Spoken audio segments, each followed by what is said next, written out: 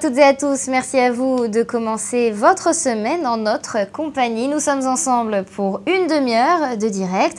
Un direct où il sera question aujourd'hui d'économie. Nous parlerons de la situation des jeunes âgés de 25 à 34 ans et comparerons leur quotidien à ceux des jeunes Français.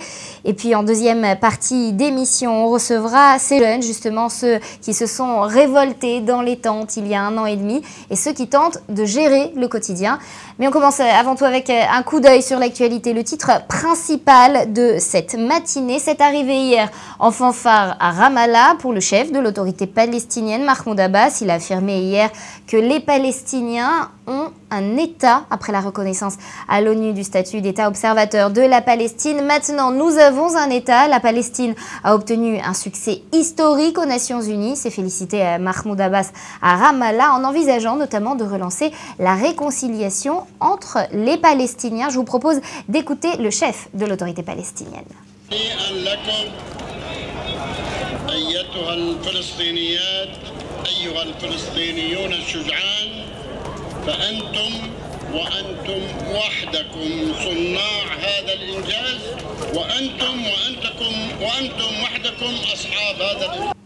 L'actualité en Israël à présent, qui de Aryeh Deri, Eli Yishai ou Ariel Attias dirigera le parti ultra-orthodoxe Shas. La tension était à son comble hier lors d'une conférence du parti réunie à Haïfa. Deri est sorti le grand vainqueur de cette réunion où les 1000 partisans présents ont scandé son nom tout en tentant d'interrompre le discours d'Eli Yishai. Mais le nom de celui qui se présentera en tête de liste pour la Knesset n'est toujours pas officiel, et ce alors qu'il ne reste plus que 3 jours pour présenter la liste définitive pour chaque parti à la commission des élections à la Knesset. Et puis toujours en Israël, notez que le personnel infirmier des hôpitaux publics sera en grève aujourd'hui. Une grève considérée par le ministre des Finances comme étant illégale. Voilà donc pour les titres. La transition est donc toute trouvée pour présenter notre spécialiste en économie, Nathalie Hamou. Nathalie, bonjour. Bonjour. Alors, cette grève des infirmières relance un sujet dont on parle de plus en plus souvent maintenant, depuis 1 an et demi, la précarité chez les jeunes ménages israéliens. On parle d'érosion des revenus des 25-34 ans en Israël, ces 15 dernières années. Alors, qu'en est-il exactement ? Alors, c'est vrai, le centre Taub, qui est spécialisé en sciences sociales, vient de publier son rapport de la Nation. Il a été présenté la semaine dernière sur le bureau du Premier ministre et il s'intéresse particulièrement donc à la situation économique des 25-35 ans en Israël qui s'est dégradée. Et c'est intéressant de noter que cette étude finalement fait le point sur les dernières années qui ont précédé la révolte des tentes de l'été 2011, au cours duquel 400 000 Israéliens sont descendus dans la rue. Alors, cette érosion des revenus, elle est réelle.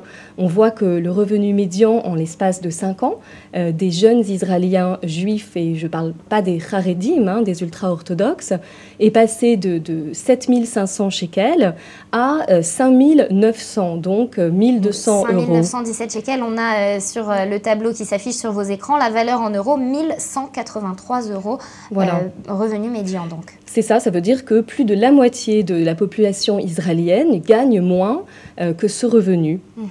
Alors, on se souvient du film, on va quitter un petit peu ce sérieux économique de rigueur pour se souvenir d'un film, Tanguy. Alors, vous absolument. en souvenez, le film d'Étienne Deschênes-Châtillaise. En Israël comme en France, c'est plutôt d'actualité. De plus en plus d'Israéliens de cette tranche d'âge habitent encore chez leurs parents. Absolument. Alors Tanguy, vous vous souvenez, c'était ce jeune de 28 ans qui habitait toujours chez ses parents. Et en Israël, ce n'est absolument pas une fiction. On a quand même un taux de 19% des 25-34 ans qui habitent encore avec leurs parents chez les Israéliens de souche. Et ce taux n'était seulement que de 14%, voilà 15 ans. Il est également aux alentours de 17% chez les Israéliens issus de l'ex-bloc soviétique et chez les Arabes israéliens. Mais le point important, c'est qu'en France, la proportion est véritablement divisée par 2. On a seulement 9% de ces jeunes, de cette tranche d'âge, qui habitent avec leurs parents. Alors, il faut quand même rappeler qu'en Israël, on a des paramètres spécifiques, comme le service militaire national, qui décale à minima de 2 à 3 ans l'entrée sur le marché du travail. Et donc, forcément, ces jeunes doivent attendre plus longtemps avant d'être en position d'avoir un logement à eux, sachant que l'Israélien moyen doit travailler 11 ans pour pouvoir acquérir un logement moyen d'environ 4 pièces. Et voilà, c'est une autre donnée importante dans le contexte. Donc 11 ans en Israël. Est-ce qu'on peut réellement comparer la situation en France et celle en Israël, où il semblerait justement que les 24-35 ans peinent à conforter leur place au sein justement de la classe moyenne ? En fait, en Israël, on va dire que ces 15 dernières années, si vous apparteniez à la catégorie juif habitant dans le centre avec un diplôme académique, et si vous étiez au sein d'un ménage qui gagnait chacun un revenu, vous étiez à peu près assuré de faire partie de la classe moyenne, avec un salaire moyen de 7 000 shekels, et donc un niveau de vie assez confortable. Aujourd'hui, ce n'est plus le cas. Il y a quelques années, aujourd'hui. Absolument. Aujourd'hui, il y a une dévalorisation du diplôme académique. C'est pas spécifique à Israël, mais en tout cas, ça se ressent plus fortement, notamment ces 5 dernières années. Et est-ce il y a un système comparable en France, une dévalorisation justement Bah oui, je pense que la galère des jeunes diplômés, c'est quelque chose qui existe évidemment depuis plus de 15 ans en France. Hein. Simplement, ici, on va dire que les positions acquises étaient plus solides et aujourd'hui, elles ne le sont plus. Alors, vous parlez de galère, vous utilisez ce mot de galère des jeunes diplômés. Est-ce que la situation est aussi préoccupante ou plus préoccupante encore du côté des ménages ultra-orthodoxes et chez les Arabes israéliens ? Alors, le rapport de la Nation s'intéresse aussi à ces deux groupes. Bon, il faut savoir que c'est quand même des groupes qui, à la base, font partie des couches les plus défavorisées du pays, puisque, pour des raisons assez différentes, les hommes du milieu ultra-orthodoxe et les femmes du secteur arabe israélien sont en retrait du marché du travail. Simplement, on va dire que même un homme arabe israélien qui aurait fait donc des études académiques ces 5 dernières années aura beaucoup moins de chances de se retrouver dans les tranches supérieures de revenus. Donc, c'est également un processus similaire. Alors, vous faisiez référence tout à l'heure au centre Taube, aux études du centre Taube, qui tire la sonnette d'alarme. Israël est en train de s'éloigner peu à peu des pays de l'OCDE. Absolument. Il y a tout un tas d'indicateurs, évidemment, qui attestent du niveau de vie, mais également de la compétitivité d'un pays. Alors, si on regarde, par exemple, la productivité du travail, c'est-à-dire le lien entre la production par heure de travail, on s'aperçoit qu'Israël, finalement, arrive à une position de 33,8 $ par heure, contre en moyenne dans l'OCDE 44 $ par heure. Donc des informations qui apparaissent sur vos écrans et on voit donc la différence entre Israël et les pays de l'OCDE. Israël se classe au 24e rang des 34 de l'organisation. Donc ça montre bien finalement que la hausse du coût de la vie, la hausse des prix de l'immobilier, tout ceci pour les économistes, c'est finalement simplement la partie émergée de l'iceberg. Il y a des problèmes structurels beaucoup plus importants et qui ont expliqué sans doute les événements qu'on a connus. Alors justement, si on revient sur la révolte des tentes et puis les différentes contestations sociales qui ont eu lieu il y a 1 an et demi, elles avaient donné lieu à la constitution d'une commission, la commission Trachtenberg, dirigée par le professeur Emmanuel Trachtenberg. Elle a été mise en place par le gouvernement au lendemain justement de la révolte sociale. Finalement, qu'est-ce qui a été appliqué des recommandations de cette commission et qu'est-ce qui a été plutôt mis aux oubliettes ? Alors, écoutez, l'auteur en tout cas le pilote de ce comité, Emmanuel Trachtenberg, s'est exprimé il y a quelques semaines dans les colonnes du magazine économique Globes, et lui-même l'a dit tout net. Quasiment aucune recommandation dans le domaine du logement n'a été appliquée par le gouvernement israélien. Or, c'était vraiment le point de départ de ce mouvement de grogne sociale. On a finalement délégué le problème à la Banque d'Israël et finalement pour quelque chose qui a trait à un problème d'offre. On n'a pas assez de logements abordables dans ce pays. Par ailleurs, dans le domaine de la scolarisation gratuite des enfants de maternelle, très peu de mesures se sont concrétisées. Donc, au bout du compte, il n'est guère étonnant finalement que les Israéliens soient environ 26% selon les derniers sondages à s'être déclarés changés ou en tout cas à estimer que la révolte sociale les a aidés de façon significative. Donc très peu d'Israéliens qui estiment que leur vie a changé, un coût de la vie qui demeure très élevé, l'accès au logement particulièrement difficile. Finalement, le bilan, si l'on peut le présenter ainsi, du Premier ministre Benjamin Netanyahou quant à cette grogne sociale dont vous parlez n'est pas très positif. Est-ce que ça risque aussi d'avoir des conséquences sur les urnes en janvier prochain ? Alors, évidemment, le scrutin, quelques semaines après l'opération Pilier de défense, risque encore d'être tourné davantage vers les enjeux sécuritaires. C'est chaque fois la même problématique en Israël, mais je pense que les esprits ont changé, que les Israéliens vont néanmoins regarder les agendas socio-économiques des partis, des petits partis notamment. Et je vous signale par exemple que le Parti travailliste a réussi à recruter lors de ces dernières, et ça s'est concrétisé lors des dernières primaires, 2 figures de proue de la révolte des tentes, avec d'une part Stav Shafir, donc l'activiste de 27 ans, qui s'est retrouvé quasiment en tête de liste, et Itzik Shmueli, voilà, l'ex-président de l'Union des étudiants, qui a également sorti son épingle du jeu. Alors voilà, c'est certain que certains partis et des petits partis vont vouloir revendiquer cet héritage en montrant finalement les faiblesses et les échecs du gouvernement en place. Il n'est pas non plus complètement sûr que cela suffise à changer radicalement la donne. Vous disiez avec une pointe de tristesse dans les yeux que finalement en Israël, ce sont toujours les questions sécuritaires qui sont sur le devant de la scène. Vous, en tant qu'économiste, est-ce que vous sentez qu'il y a quand même une place pour les questions d'économie, de société, et que cette place finalement grandit et prend de plus en plus d'importance au sein de la société Oui, non, je pense qu'effectivement, c'est inextricablement lié parce que ne serait-ce que le comité Trachtenberg a également réclamé finalement que l'on réduise le budget de la défense pour réattribuer des fonds à des sujets de priorité nationale. Donc, il est évident que l'économie ne peut pas rester en dehors de cette consultation. Nathalie Hamou, merci de votre participation à cette émission ce matin. Merci de toutes ces précisions. Avant de recevoir nos 2 nouveaux invités, on va revenir, si vous voulez bien, sur cette révolte des tentes qui a agité le pays il y a 1 an et demi maintenant. Je vous propose de vous rafraîchir la mémoire grâce à ce reportage. On en reparle tout de suite après.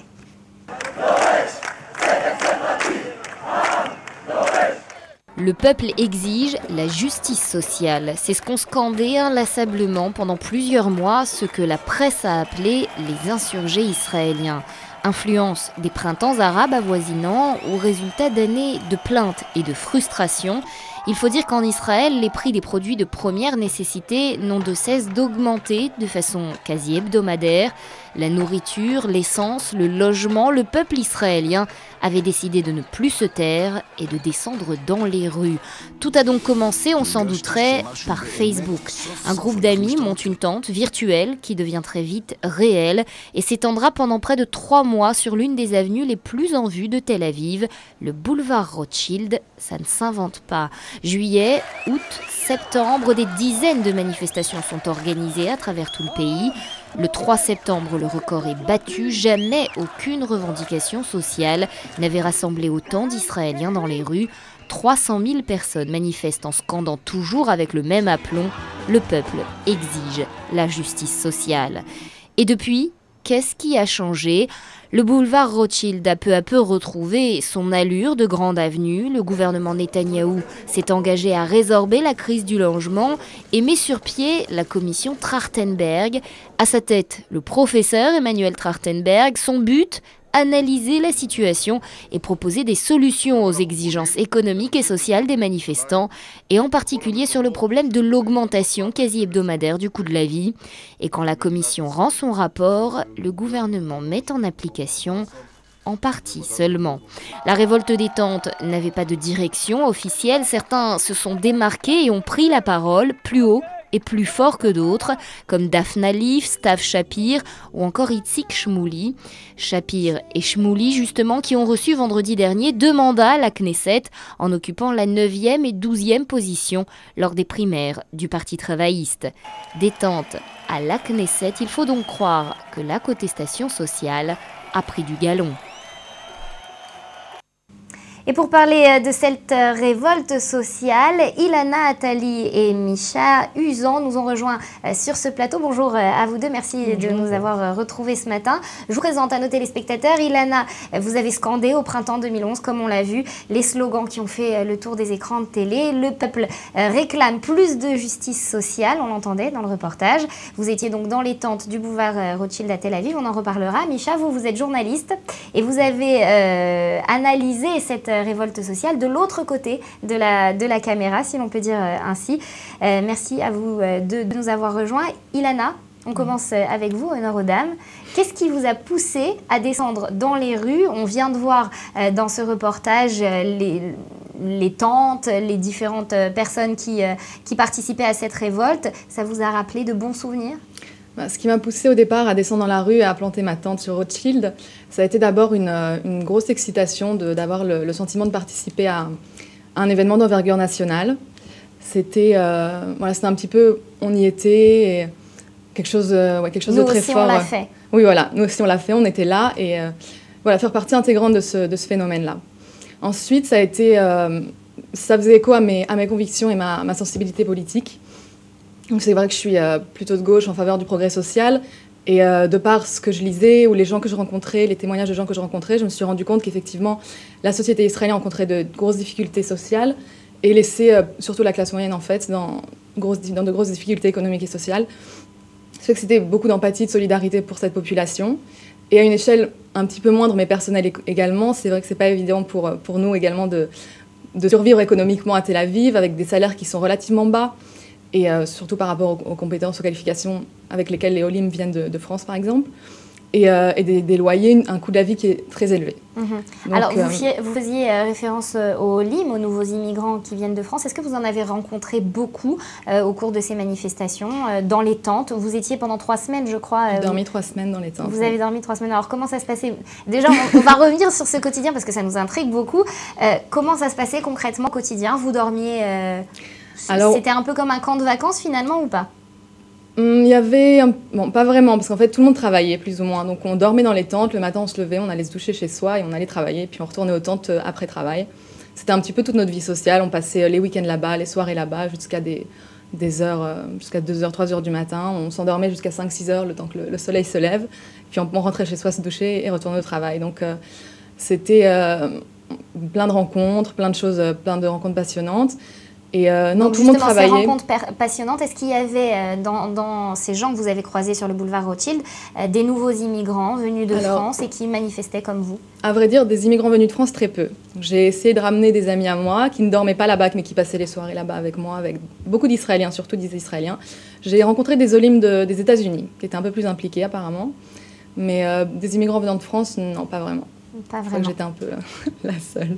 Et à ce moment-là, les discussions, elles tournent autour de quoi? Des difficultés au quotidien, de ce qu'on rêve de faire changer au niveau du gouvernement? Les discussions tournaient beaucoup autour de la politique et des problèmes internes à la société israélienne. Donc c'est vrai que quand on passait sur le boulevard Rothschild, on avait l'impression un peu d'être dans un festival à la Woodstock. Des gens faisaient de la musique, il y avait des cours de yoga improvisés en plein milieu du boulevard à toute heure du jour et de la nuit. Mais passer un petit peu ce cap-là, on se rend compte que c'était vraiment très politique et des débats fusaient instantanément en fait à n'importe quelle heure du jour ou de la nuit. Des professeurs d'économie venaient donner des conférences, des artistes engagés venaient parler du mouvement. Donc c'était vraiment très très politique surtout, avec beaucoup de respect, beaucoup d'ouverture. C'était une espèce de laboratoire de démocratie participative très intéressant à expérimenter. Alors Woodstock version année 2011, Misha, vous avez ressenti ça aussi, vous, de l'autre côté de la lorgnette, si je peux m'exprimer ainsi? Tout à fait. Justement, Woodstock, on en a beaucoup parlé parce que quand on allait sur Rothschild, sur le boulevard Rothschild, on voyait effectivement Rothschild. jusqu'à 3 à 4 heures du matin, 5 heures du matin, on avait l'impression d'un véritable festival avec des concerts, des gens qui étaient avec des casques et qui écoutaient la musique à 3 heures du matin, d'autres qui jouaient de la guitare, des cours de yoga, etc. etc. On s'est dit finalement, est-ce que c'est vraiment une protestation sociale ou est-ce qu'on est dans un festival pour s'amuser? Il y avait également cette impression-là. Donc, certes, il y avait des problèmes économiques et je pense que je partage tout à fait ce qu'a dit Ilana, puisqu'il est vrai qu'il y a des difficultés économiques en Israël avec des salaires qui sont assez bas et des prix en revanche dont on a l'impression qu'ils sont à peu près les mêmes qu'en France. Donc pour vivre, pour se loger, pour les produits de consommation alimentaire, c'est effectivement difficile. Alors justement, parce qu'on parle de Woodstock et c'était tout ça dans une ambiance très bon enfant et très agréable, mais finalement il y a quand même 300 000 personnes qui ont été au plus fort de la manifestation, donc c'était une des manifestations les plus importantes dans l'histoire d'Israël.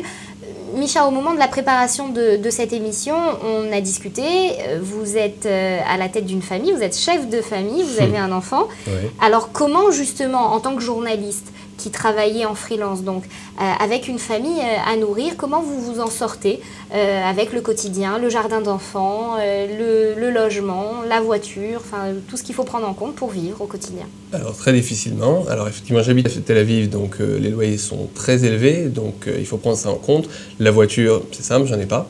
C'est pas utile à Tel Aviv, on n'en a pas forcément besoin, mais de toute façon, même si je la voulais, je ne pourrais pas.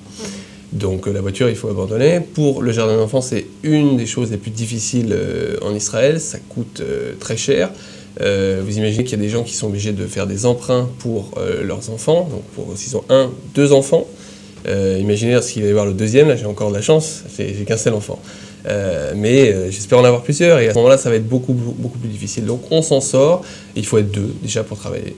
Si les 2 parents ne travaillent pas, ça va être encore plus difficile. Et même à 2, je pense qu'il faut vraiment regarder les fins de mois, essayer de les finir sans trop de difficultés. Alors l'un et l'autre, est-ce que vous avez encore des amis en France qui vous font part de leur situation économique, qui démarrent dans la vie active et qui ont un enfant ou qui sont en phase de fonder une famille comme vous, comme les situations que vous rencontrez? Est-ce qu'ils vous font part des mêmes difficultés en France? Alors personnellement, généralement j'ai des amis qui sont diplômés comme moi. En général, ils ont moins de problèmes quand ils sont diplômés, donc ils arrivent à trouver un travail, mais le système économique est un petit peu différent, ce qui veut dire que soit ils sont au chômage et alors ils ont des difficultés, soit ils travaillent et donc ils en ont beaucoup moins. Ce qui se passe en Israël, c'est que le chômage est un peu plus bas à mon sens, et donc on travaille, mais c'est lorsqu'on travaille, même en travaillant, on a des difficultés. Donc on va avoir un salaire plus bas, tout en travaillant, on va avoir des difficultés qu'en France, ils n'auraient pas lorsqu'ils sont diplômés et qu'ils travaillent avec des salaires plus importants. Est-ce que la situation économique, ce serait une des raisons, l'un ou l'autre, je vous pose la question individuellement, qui vous ferait décider de retourner en France? Ça pourrait être une raison. Enfin, personnellement, j'ai très envie de rester, donc je ferai tout pour. Mais ça pourrait être une raison, la situation économique, professionnelle, et le fait aussi que souvent on se retrouve avec des qualifications, des compétences qu'on ne peut pas vraiment mettre en œuvre sur le marché du travail israélien. Et oui, à même poste, à même responsabilité, les salaires sont bien moindres. Et effectivement, alors que les loyers et le prix de la vie est quasiment le même qu'à Paris. Donc c'est vrai que c'est une grosse difficulté ici en Israël. Et vous, Micha? Alors effectivement, donc, même poste, même qualification, les salaires sont moindres. Donc c'est difficile. Mais je pense que quand on vient ici, on le fait en réfléchissant, on le sait. Donc on le sait, donc on prend ça en compte. Donc jusqu'à présent, moi ça fait plus de 5 ans que je suis là, avec des salaires qui sont moindres. J'ai pris ça en compte, je le sais. Donc je ne pense pas que ça me ferait retourner en France, sauf si vraiment j'étais dans une situation très difficile. Mais alors retourner en France serait comme refaire tout depuis le début. Je ne pense pas alors que ce serait facile, donc très franchement non. Non, parce qu'on parle d'un idéal qui est caché derrière cette volonté de venir habiter en Israël. Et justement, un idéal, ça vient un petit peu en opposition avec ce que vous disiez, vous, Ilana, tout à l'heure. Finalement, sur le boulevard Rothschild, vous aviez rencontré très peu de Français. Donc très peu de Français qui se plaignent, très peu de nouveaux immigrants français qui se plaignent de cette situation. Est-ce que c'est parce que, pourtant en France, on a cette culture de la grève, de la revendication sociale? Pourquoi finalement vous aviez le sentiment que les Français n'étaient pas présents? Les Français que je connais plus ou moins, au départ, n'ont pas pris ça très au sérieux. Il y a aussi beaucoup de gens qui dénigraient ce mouvement en disant que oui, c'était simplement un mouvement de bobos du nord de Tel Aviv qui voulaient vivre sur Rothschild gratuitement ou je ne sais quoi. Alors que quand on a vu justement au pic de la manifestation, on avait même plus de 300 000 personnes, je crois près d'un demi-million de personnes la dernière manifestation, vraiment le pic du mouvement. Et on voyait que c'était vraiment tout le peuple israélien. Et je pense que les Français ont du mal, en tout cas ceux que je connais, hein, je ne veux pas parler... Sur le boulevard Rothschild, il y avait très peu de Français, mais dans les manifestations, je suppose qu'il y en avait également. Je pense qu'ils n'ont pas pris vraiment en compte l'importance de l'événement et que ça avait vraiment un caractère historique au niveau du pays. Bon alors, révolte, manifestation, caractère historique, mais finalement, est-ce que c'est pas retombé un petit peu en eau de boudin? Est-ce que vous avez senti de véritables changements depuis la commission Trachtenberg et depuis toutes ces révoltes qui ont eu lieu? Bah, en fait, on pourrait, vu de loin, on pourrait se dire que ça n'a servi à rien, ou de se dire, bon, finalement, quelles sont les retombées concrètes. Mais ayant un petit peu discuté avec des leaders du mouvement et m'intéressant vraiment au sujet, je sais que le mouvement est passé, c'était un pas important, c'était un premier pas, c'était un éveil des consciences, et puis Rome, c'est pas fait en un jour, donc c'est un processus. Et il y a eu plusieurs avancées, le mouvement se politise, le mouvement vraiment veut changer les choses de l'intérieur, il y a un lobby qui a été créé à la Knesset notamment, un parti politique également. Donc voilà, on sent que les leaders de la politique de demain, certains sont nés pendant ce mouvement, et je pense que c'est une étape cruciale pour le pays. Et voilà, alors justement, est-ce que vous êtes satisfait de l'entrée de Itzik Shmouli et Stav Shapir à la Knesset dans la liste de bonnes positions, 9 et 12, c'est pas mal. Vous êtes satisfait? C'est un bon présage? Oui. Si le Parti travailliste venait... Oui, c'est important, c'est une nouvelle vague de politiciens, c'est important de...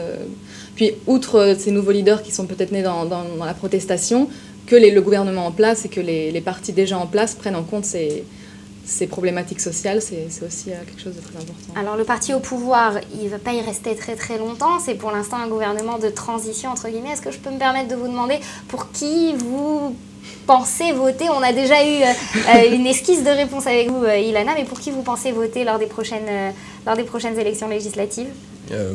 Personnellement, je ne vais pas vous le dire, mais en tout cas, je vais vous dire que je ne serais pas tout à fait d'accord avec Ilana. À mon avis, donc, les personnes qui sont rentrées à la Knesset, personnellement, je pense que ça ne va pas changer grand-chose.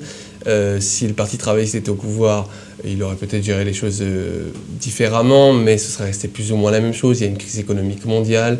De toute façon, il y a une crise des logements en Israël. Les prix à la consommation sont dus donc, à un certain nombre de monopoles, à un manque de concurrence. Il y a eu un petit effet, peut-être à la fin de 2011, on a senti un petit effet, les prix des logements ont un petit peu baissé, les prix donc, sur les produits laitiers, etc. ont un peu baissé pour quelques mois. Après, ça a repris. J'irai pas jeter la pierre au gouvernement personnellement. Je pense que ce serait plus ou moins la même chose d'ailleurs. Il y a les mêmes problèmes en France d'ailleurs. On jette la pierre au gouvernement, regardez ce qui se passe aujourd'hui. Tout le monde vous dit, le changement c'est maintenant, c'est pas vrai, il n'y a pas eu de changement. Donc je pense que ce serait la même chose si le Parti travailliste arrive au pouvoir. Voilà. Je ne suis pas tout à fait d'accord, je veux juste ajouter quelque chose. Il y a eu l'année dernière 6% de croissance en Israël. Et il y a quand même une problématique, je pense que le gouvernement a vraiment est en position pour rééquilibrer les budgets, notamment comme le disait tout à l'heure l'économiste qui était présente sur le plateau, rééquilibrer le budget de la défense ou le budget mis dans les colonies à des fins sociales. Je pense que c'est une responsabilité politique. Bon, je ne sais pas quel gouvernement, ce sera sûrement sensiblement le même que celui qu'on a actuellement en janvier, mais j'espère que qu'ils prendront en compte, il y a un demi-million de personnes dans les rues, de véritables revendications, c'est important que ce soit pris en compte. Qui prendront en compte ces préoccupations sociales. Merci à vous deux, Ilana, Misha, d'être venus sur notre plateau ce matin. Merci. Et puis, bon courage pour la suite de vos activités ici en Israël. On revient rapidement sur le titre principal de cette matinée. C'est arrivé hier en fanfare à Ramallah pour le chef de l'autorité palestinienne, Mahmoud Abbas. Il a réaffirmé hier que les Palestiniens avaient un État après la reconnaissance donc à l'ONU du statut d'État observateur de la Palestine. Maintenant, nous avons un État. La Palestine a obtenu un succès historique aux Nations Unies. C'est félicité donc Mahmoud Abbas à Ramallah en envisageant de relancer la réconciliation entre les Palestiniens. Je vous propose d'écouter Mahmoud Abbas.